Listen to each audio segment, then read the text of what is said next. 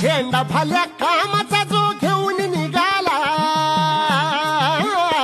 हा झेंडा भाल्या कामाचा जो घेऊन निघाला, अरे काट कुट वाट मंदी बोचती त्याला, रगत निघल तरी बी हसल शाबास त्याची, रगत निघल तरी बी हसल शाबास त्याची.